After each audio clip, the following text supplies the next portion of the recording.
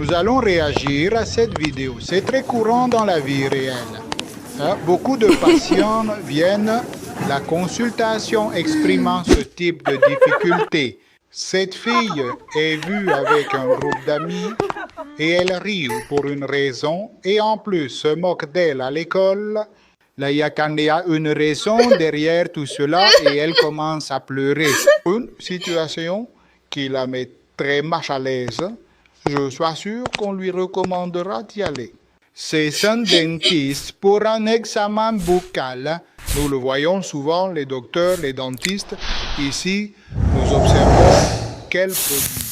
Comme ils ont les dents très serrées, nous appelons cela encombré. Cela entraîne une rétention facile des aliments et il est probable que l'hygiène ne soit pas optimale. Ici, il retire tous les restes de nourriture qu'elles ont été retenues par cette malocclusion. C'est-à-dire, les dents ne sont pas bien alignées. Il les retire. Ici, on observe qu'ils vont faire ce qui semble être un blanchiment dentaire. Ce n'est pas le recommandé, un nettoyage. Mais ce qu'il veut exprimer ici, c'est un blanchiment dentaire.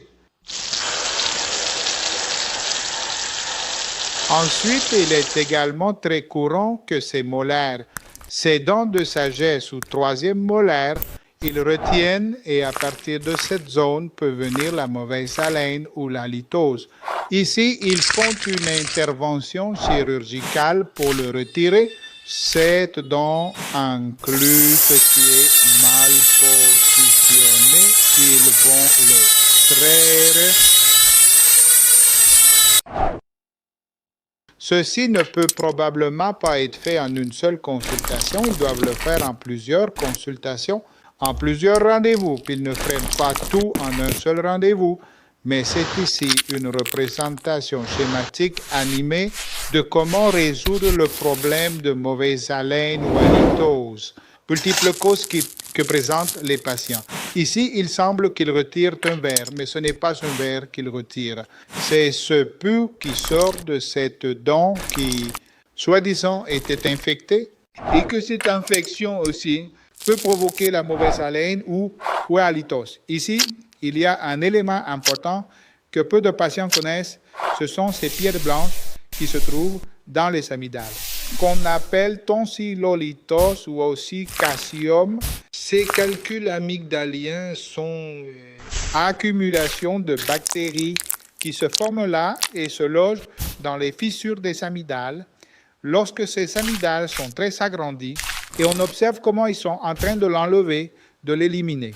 Cette pierre, que lorsque l'on presse ces petites pierres, elles sont de consistance dure, elles ont une odeur très désagréable parce qu'elles contiennent des bactéries, ils ont du mucus, ils ont des restes de nourriture.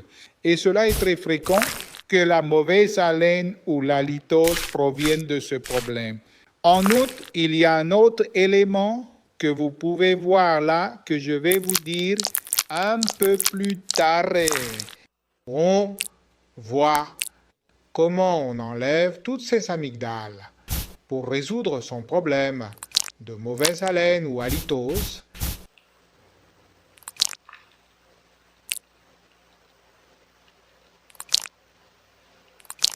On remarque que les amygdales sont très grandes. Il est très courant que les jeunes aient aussi des problèmes d'amygdalite. Et regardez combien de pierres ou de tonsillolites.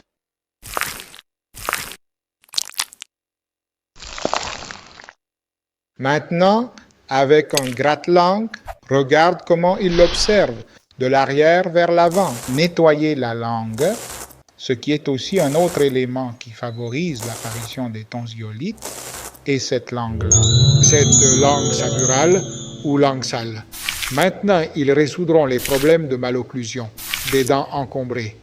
Et avec ça, elle aura un sourire très agréable et une haleine très fraîche.